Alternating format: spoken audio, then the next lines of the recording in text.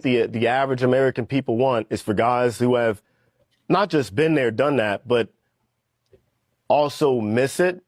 You know, for some of us, it's the only time. Oh, that's crazy, Nick. Yeah.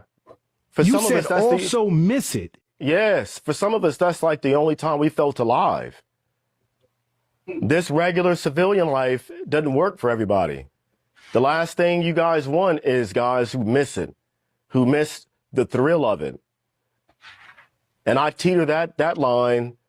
If it wasn't a Rastafari, I'd be totally on the other edge. But I think a lot of us teeter that line between that beast being woken up, you know, and eventually that beast is going to have to eat.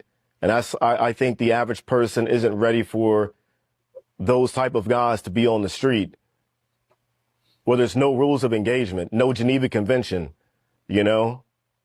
I'm not going to get in trouble. He just said, you don't want this kind of person on the streets of America where there are no rules of engagement. This is an important part to being an ICE agent.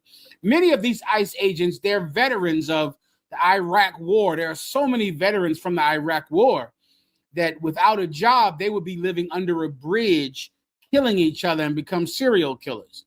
But now ICE has popped up, and ICE hired like 50,000 people in a few days because it was this new agency that was getting all of this funding.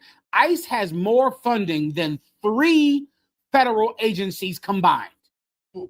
ICE right now has the largest federal budget in America, ICE. Can you imagine how much hiring they did in a short amount of time? Who did they hire?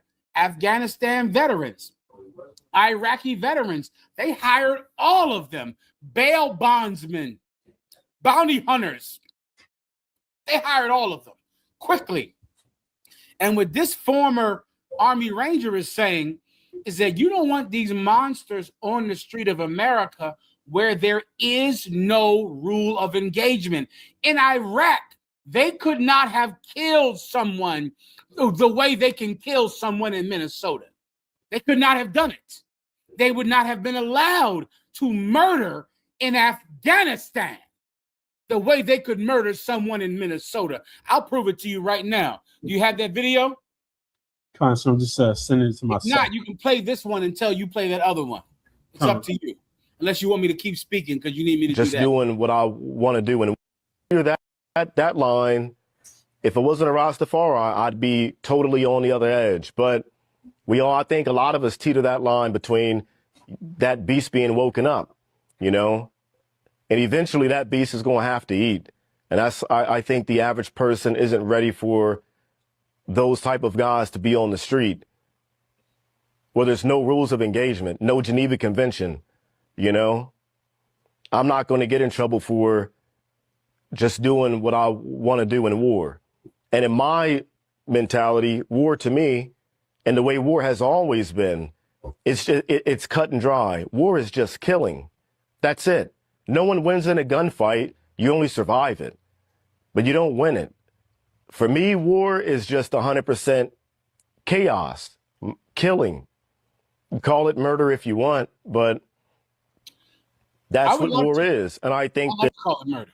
Yeah, I'd like to call it murder. Grim Reaper. I would like to call it murder. Do you hear what he said?